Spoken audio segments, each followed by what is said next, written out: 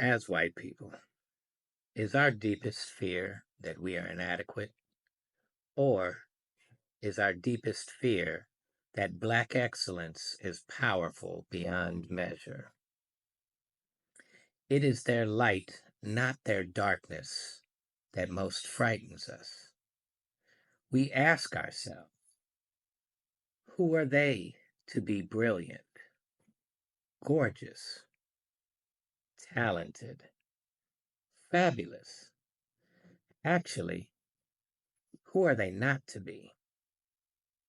Look honestly, and you will see how they demonstrate love as a reflection of our unwarranted hate. Our playing God does not serve the world. There is nothing enlightened about positioning ourselves and controlling the narrative so that Black and brown folks feel insecure around us. We are all meant to shine as children do. We were born to manifest the glory of the Spirit that is within us. And it's not just in some of us, it's in all of us, no matter what your skin tone is. And as we let our own light shine, by atoning for and repairing the harm of our ways, as we learn to serve and see the true greatness of Aboriginal and Indigenous cultures and human beings around us, we unconsciously give white people around the planet the permission to do the same. As we are liberated from our own fears, our presence automatically liberates others. From this point, we can build a new world that is connected to the planet and each other. Together, humanity is achievable. Grand Rising Kings and Queens from Africa and across the ocean. Welcome back to my YouTube commentary. Welcome so much. Now, today I'm going to talk about something. I'm going into economic truth behind white fear of Black unity. Okay, this is not options or theories, but it's real. It is real. It is factual foundation of why the world system trembles when Black people start loving each other. Black people start trusting on themselves. When Black people start uniting with one another, it is sending some shockwaves. Okay, that's what I'm gonna talk about today. The unity of Black people. It trembles their economic. It sends fear in the economic, spiritual, and everything. But today I'm gonna talk about the economic. Now, first of all, before I continue, let's watch these clips here and then I'll come back and explain more. Please make sure you watch up to the end. And if you haven't subscribed, please subscribe to my YouTube channel, Kenyan B, so that we get to 100K subscribers. Let's watch these clips. One of the biggest threats to white supremacy is African Americans' economic and financial unity. And here's why. Despite only being 13% of the population, quote unquote, we have a $1.6 trillion spending power. That's more money than Spain, Mexico, Netherlands, Turkey, and Switzerland generate annually. Yes, our spending power is more annual revenue than some developed nations. Let that sink in. Let's examine this a little further. Black spending power reaches record 1.6 trillion, but net worth falls. Isn't it odd that a minority population that only makes up less than 5% of the wealth have that large of a spending power? Check this out. Blacks household owning 4.2% of the wealth. Isn't it also odd that when immigrants move to America, they set up most of their businesses in our communities? How can a group with no substantial economy create substantial economies for all these other groups of people? Do they know something we don't know? Maybe we're not the minorities. Besides, whoever challenges those numbers anyway? But that's a whole nother topic on a whole nother video. Let's get back on topic. 40 million plus people practicing group economics is a major threat to society and can create a significant power shift overnight. Last time we spent money amongst ourselves, we had Black Wall Streets all throughout the country.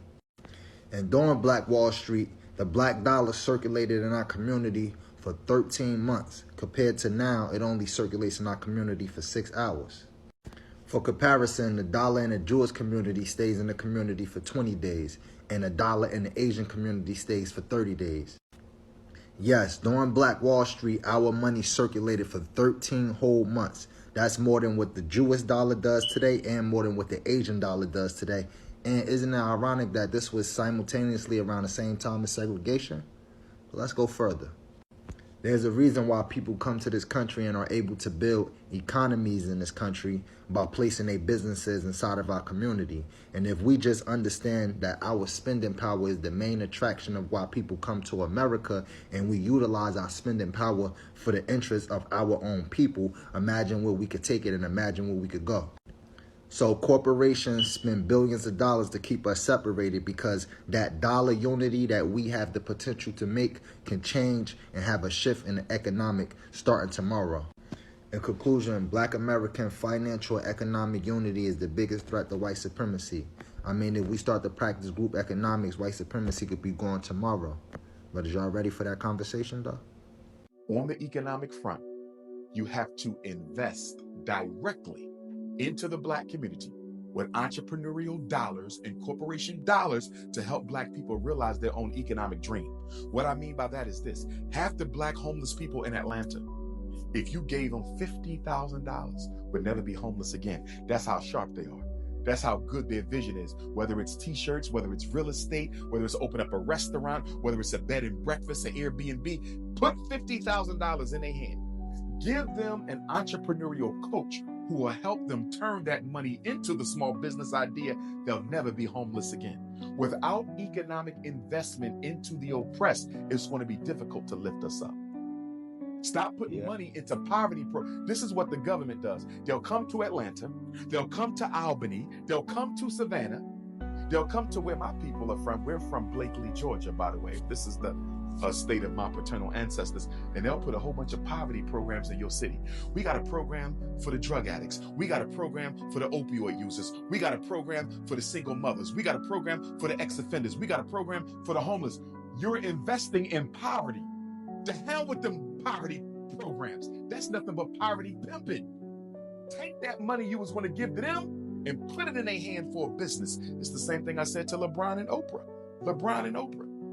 Y'all have done a good job putting all these Black children through college, right? But you know what the contradiction is? College doesn't equal employment for Black children. There's an article that just came out, what was it, Time Magazine last week? 60% of Americans, regardless of race, are working in a profession that has absolutely nothing to do with their college degree. So Oprah and LeBron, if you're putting out $250,000 to give my two daughters a college degree that they're not going to do nothing with, that's a waste of money. Don't give them $250 for no white school. Put it in their hand with an entrepreneurial coach that will help them realize their business idea. That's what we need. We need economic revolution. This is exactly why the West fears a strong Black leader who has power and control and can justly rule the people and serve them in the right manner. They fear people like Martin Luther King, Marcus Garvey and Patrice Lumumba coming back in the forms of us and waking up the brilliant minds of our people. And trust me, we as Black people will awaken and Africa will rise. Those of us in the West look at the African image and see how positive it is. We begin to identify with it. We become proud of Africa, and we become proud of our African blood, our African heritage. And this is what is beginning to make the Africans in the Western Hemisphere today develop more race pride. And as this race pride develops, then it has a tendency to make us want to unite together and work together.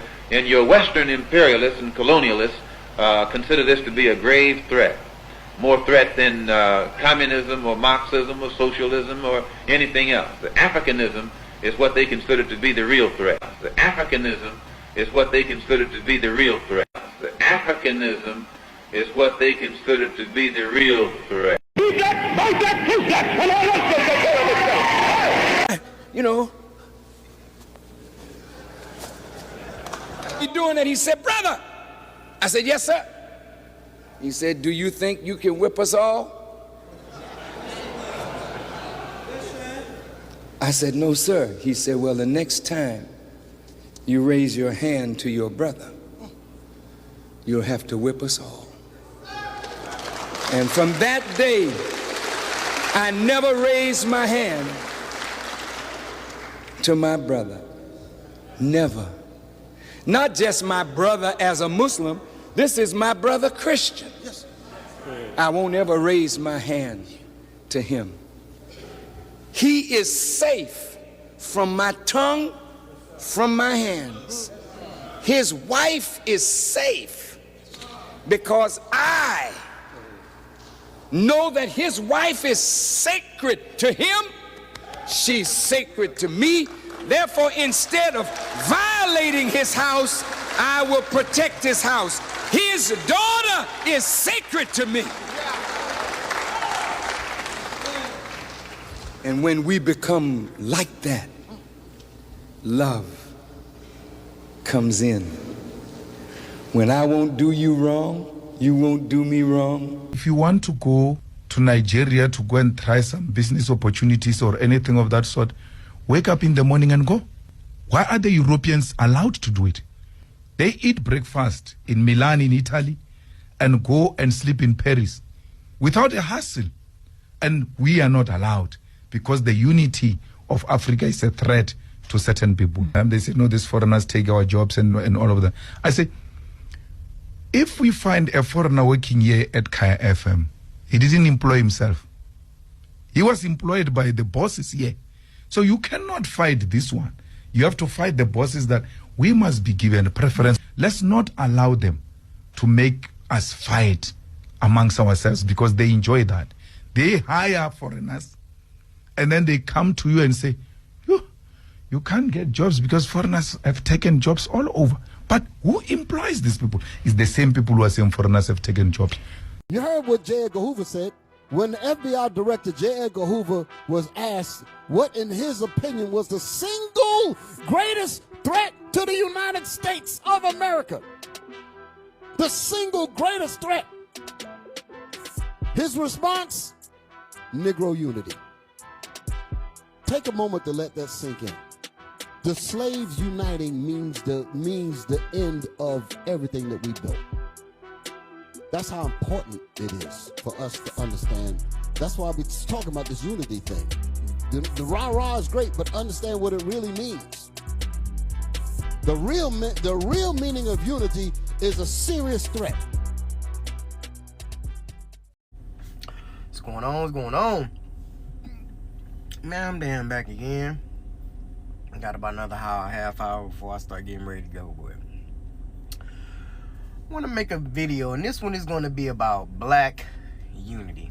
Okay? Now, for my people, if y'all didn't know, a famous guy, very evil guy that created COINTELPRO, J. Edgar Hoover, which was LGBT, he said that the greatest threat to America is black unity. Let me say that again. The greatest threat to America is black unity. Not minorities, not a minority coalition, and all this other shit. He said black unity. Okay? And the reason why I want to make this video about black unity is because while we're online and we're making these videos and we're addressing comments and we're wasting time having these, conversations with outsiders, pretty much, foreign people, about who we are, what we should do, what we can and can't do, is stupid. You understand what I'm saying? It's stupid. And it's, quite frankly, a waste of black time. Yes, it is. Why is it a waste of black time? I'll tell you why. I can give you quite a few reasons. Because their hopes and dreams are not your hopes and dreams. Okay? Their aspirations are not your aspirations. Okay? Their goals are not your goals. Okay? How they see the world and how you view the world are two different things. You know what I'm saying? Matter of fact, how they view racism and how you view racism are different. So that's why I say it is a waste of time to talk, address, and even have conversation with these people, because we will never agree. I say it again, we will never agree. And that's fine. You know what I'm saying? But for my people, black American people, y'all creating these posts, y'all having these lives because y'all want to have these blank, empty discussions that lead to nowhere, when you should be having these dang old lives and discussions to bring more black people together, to get everybody on the same page. That's what the goal is. Okay, and the reason why I said the greatest threat to America is black unity is because that should be the #1 goal. Everything else is just a distraction. Everything else is a fucking waste of time. That's just the honest dang old truth. Okay, and I was forced to make this video because I go across so many lives, right? And I'll see the title and I'm like, oh, okay, this should be a good conversation, right? I click on the live, I go in the live, and it's my people arguing with outsiders that are pretty much irrelevant, arguing with outsiders that the only reason they're here in the first dangle place is because of what our ancestors did. Arguing with them about nothing. They're not going to change these outsiders' minds. These outsiders are always a detriment, always been a dangle detriment, just wasting fucking time. Okay? And so that's why I decided to make this video, you know what I'm saying, about black unity, because that is the primary goal. That's the primary goal. Okay? Now all that other stuff, arguing with people from other dangle groups about who you are, where you're from, what you've done, all that shit doesn't do nothing, because they're not listening to you. They don't care. And quite frankly, they already know, but their whole objective is to steer you out of the direction you're supposed to be going. I'm gonna say that again. The whole objective is to steer you out of the direction you're supposed to be going. And if they can't do that, they want to steer the conversation away from where it's supposed to be going.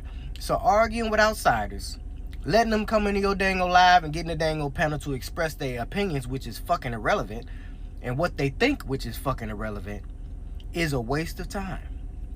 And so if you're a black American, right, and you make content, lives, about black dangle unity and solving our dangle problems and coming together or whatever, keep foreigners out of your goddamn lives. I'm gonna say it again. Keep fucking foreigners out of your life. Quit inviting them up on the goddamn panel. Because what you want and what they want are not the same damn thing. Especially if you're talking about black business. Now, if you're talking about just some random bull crap, some random old topic or whatever, okay, that's fine. But when we're talking about family business, it needs to be only family in there. Okay? That's all I'm saying. And when you do that, you will get a lot further.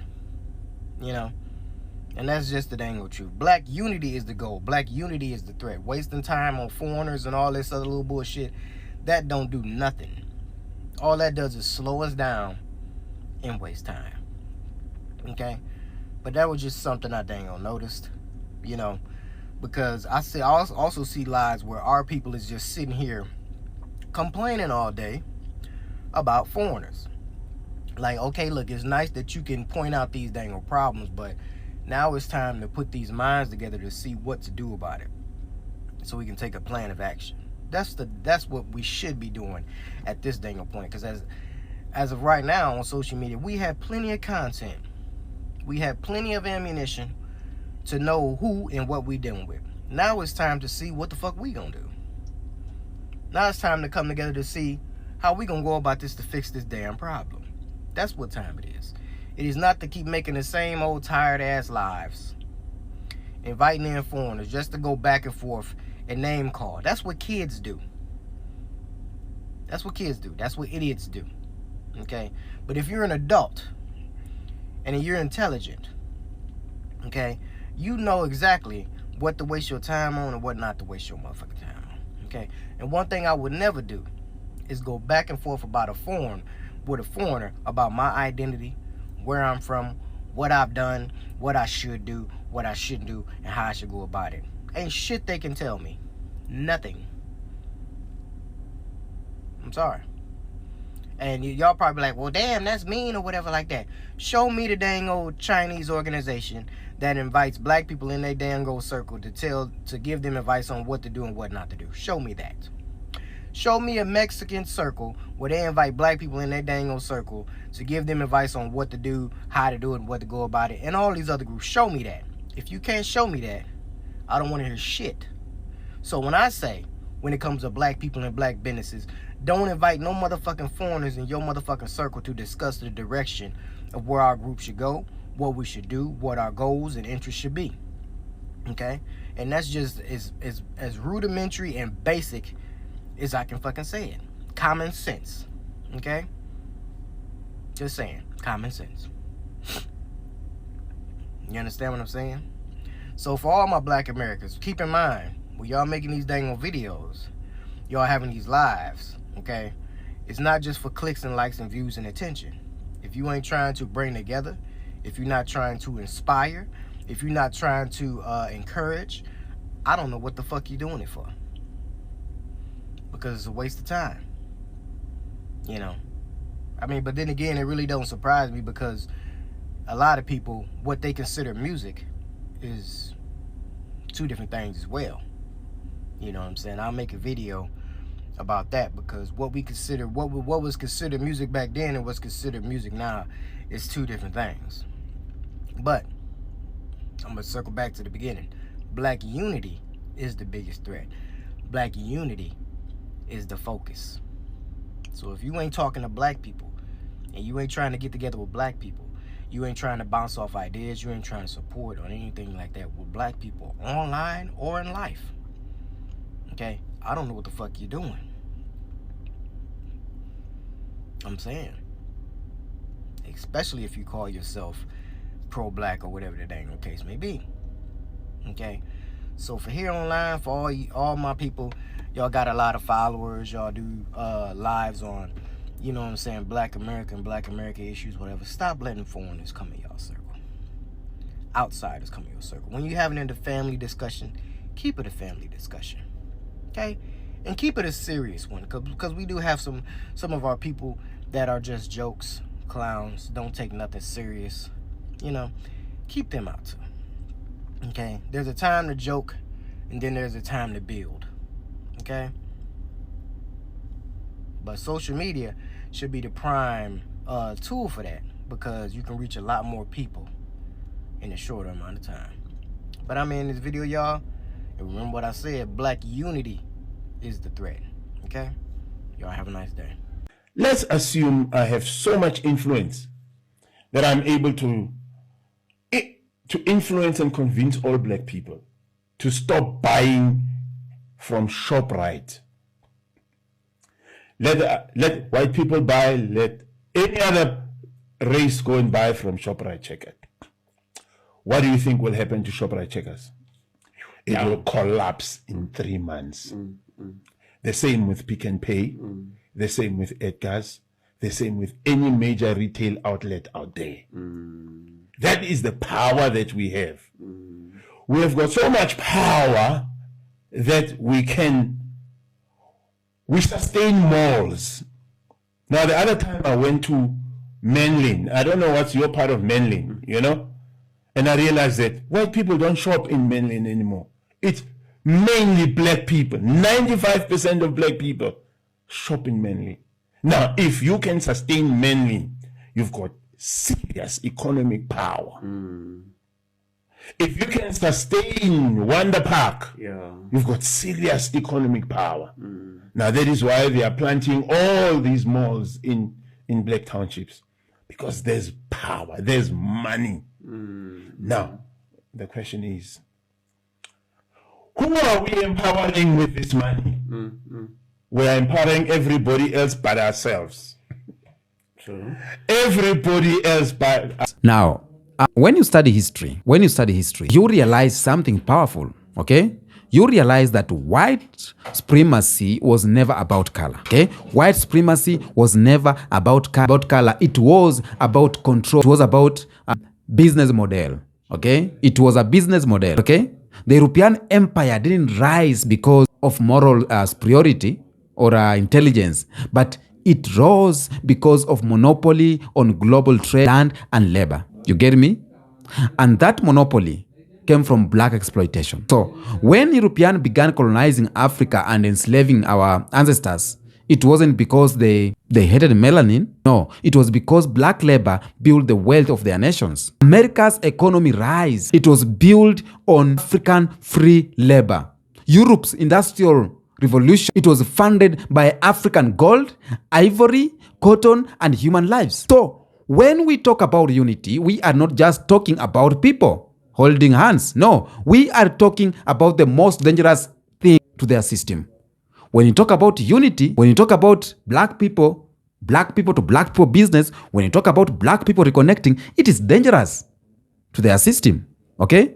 Now, and doing this is the end to their economic dominance. Because if black people unite, the entire system collapses. That is reality. If we unite, if we support black to black, if we watch our own content, if we you know what I mean. So that's what they fear. And when I go back to the transatlantic slave trade, this was the largest forced migration and most profitable enterprise in human history.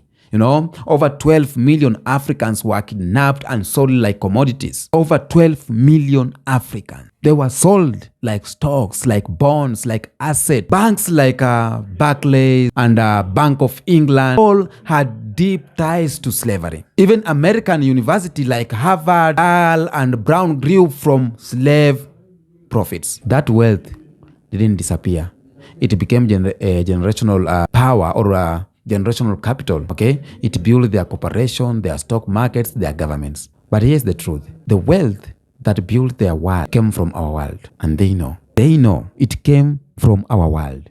If we unite economically as black people, if we unite spiritually and politically, that wealth returns to its rightful owners. And that is the real fear they are having, okay? Every empire knows one thing.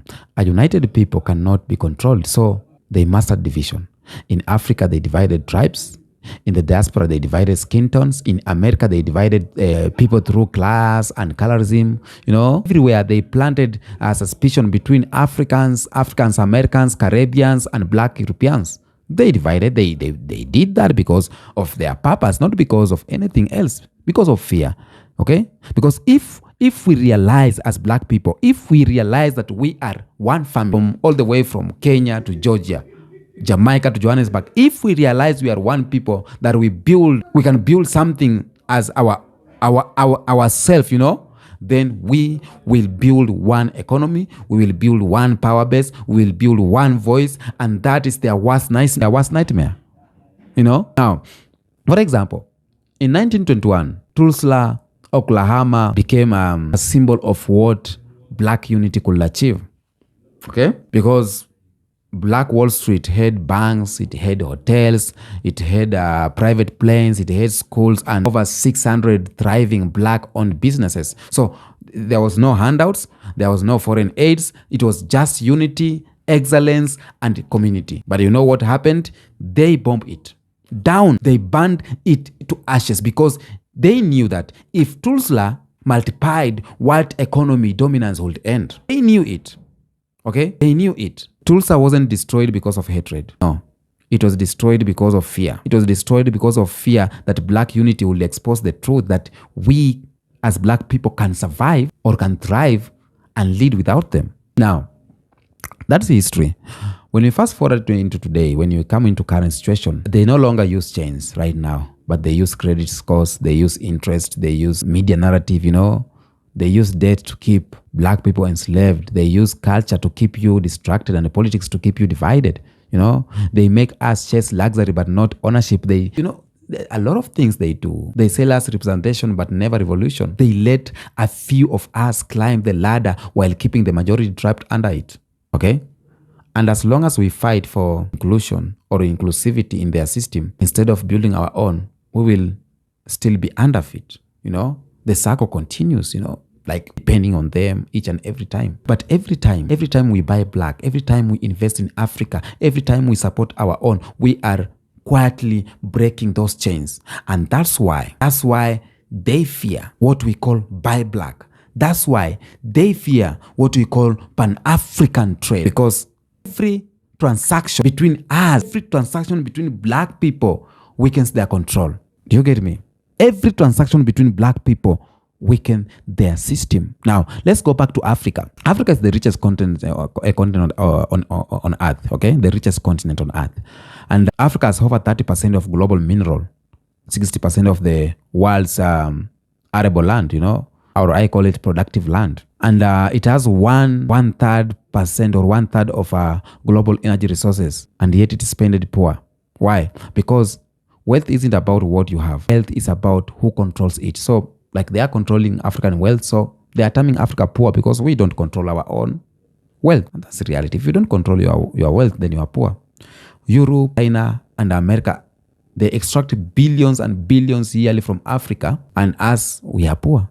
They're extracting cobalt for electric cars, gold for banks, diamond for luxury, oil for power. But all of that wealth flows outwards, not inwards. So the moment Africa decides to trade internally, the moment Africa decides to trade within themselves and with its diaspora people, that it will mark a shift, a global order shift. That is a new world order.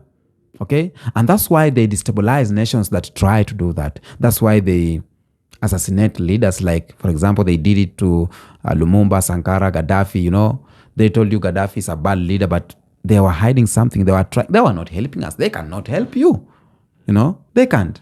Because every African who speaks of unity, he or she is threatening a $1 trillion empire. Yes. Now, let's look at our numbers right now. Black Americans control over $1.8 trillion in spending power, and African on the continent is over 32 trillion GDP. The Caribbean is about 100 of billions more, you know. But where does that money go?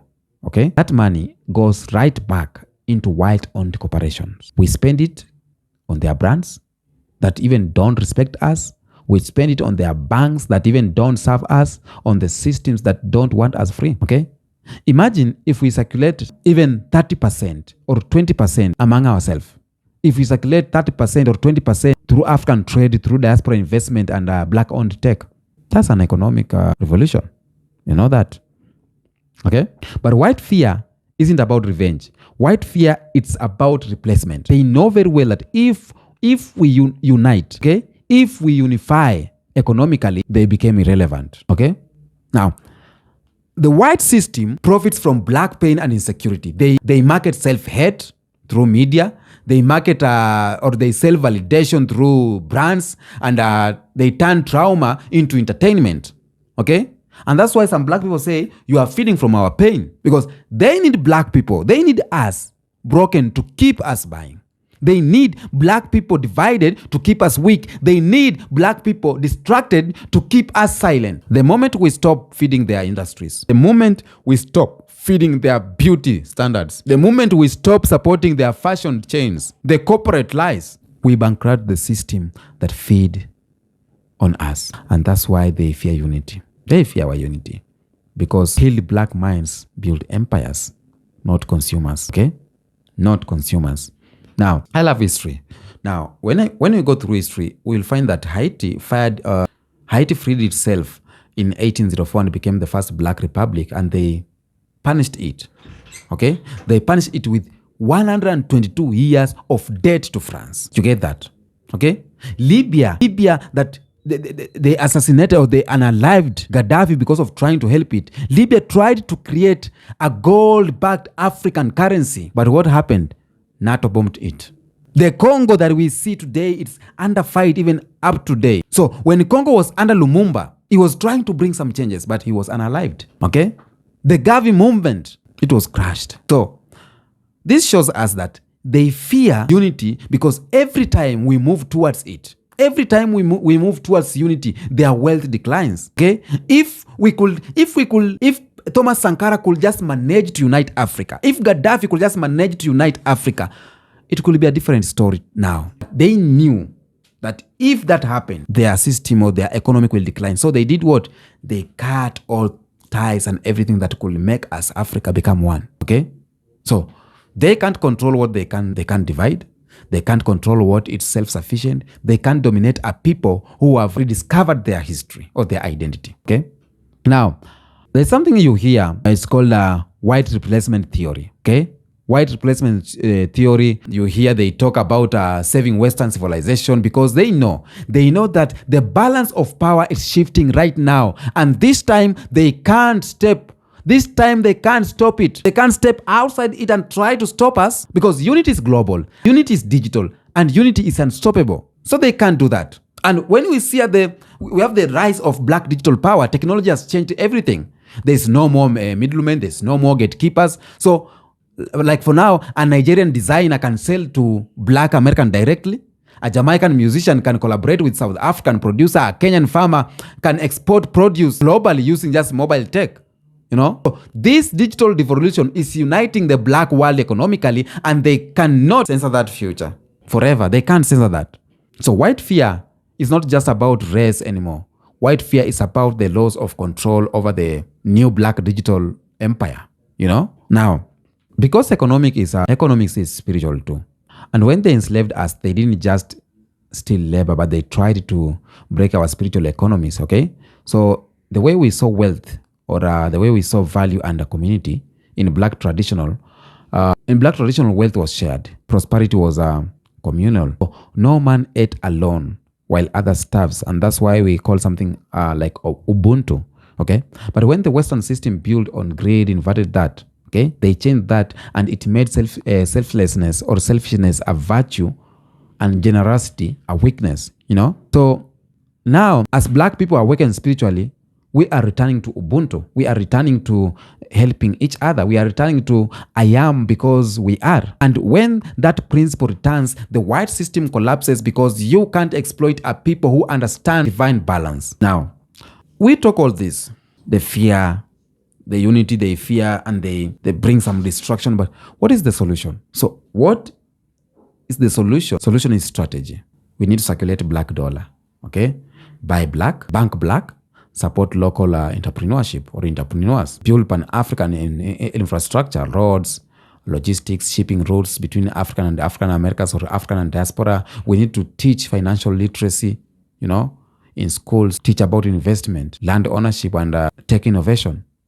Okay, because whoever controls the story controls the mind. Another thing, we need to reclaim land. I say every day, you need to own a land. Okay, without land, there is no real freedom. And these steps sound simple, but they are revolutionary because unity doesn't start with speech. If you just own a land, if you just come and buy a land here in Africa, it is revolutionary. It is revolutionary. Now, their fear is not our failure. Their fear is our proof that they see what's coming, that they know who we are. And they have seen it before. Egypt, Mali, Sokai, Timbuktu, Great Zimbabwe, name them all. Every time we united, civilization advanced, you know. Every time we were divided, exploitation returned. So when they panic about black unity, remember this. Remember that they are not just afraid of revenge, but they are afraid of justice. They are afraid of balance, and they are afraid of accountability. So the future of economy right now is built on consciousness. The next economic will not be industrial. It will be spiritual wealth. Okay? It will no longer be measured in currency, but it will be measured in consciousness. Those who live in truth, those who live in unity, those who live in integrity will rise, while those who build on lies will fall. Because we are entering an age where African will no longer beg, but it will bargain. Yeah, the diaspora will no longer follow, but it is going to lead. We are entering a place where melanin will no longer be hated, but it will be honored, and everyone will want to be melanated. So white fear is just a confirmation that the system is collapsing, and the collapse is the beginning of liberation. You know. Now, I'll say this. Let's talk about how the system that once chained our bodies now chains our economies. Because after the colonies, or after the colonial black flags came down, the International Monetary Fund, IMF, and World Bank replaced the old slave ships. They offered loans to African nations, you know, knowing those loans came with invisible handcuffs, you know. So every year, Africa pays billions more in interest than it receives in aid. And that's not help, that's harvest. So the West still collects rent on the black body, but now it is doing it in the black budget. Okay, so when black people, Africans, unite economically through through business and everything, through BRICS partnership, through digital currencies, they threaten this financial plantation. And that's why Western media suddenly warns about Chinese influence on Africa. There's a lady who asked someone that she is so angry why China is so much accepted in Africa, blah, blah, blah. Because they know if we partner with countries that they mean business, that means that we will grow economically, we will grow infrastructurally. Because China are doing business, you know, they're building roads and everything. Now, another thing, the fear they have is that this unity of Black Americans and Africans do not happen because if we unite, we will know about their lies. And when we know about their lies, they will not be trusted anymore. They will not be loved anymore. And that is the fall of their empire. Okay? And that's why our unity is very powerful. Now, I hope I've talked about something. I've talked about the economic fear that white people have when Black people are united. And I know if this video has reached home, has knocked your door, please make sure you subscribe and you comment what you think and share to the people you think they need to hear this. Until next episode, peace out.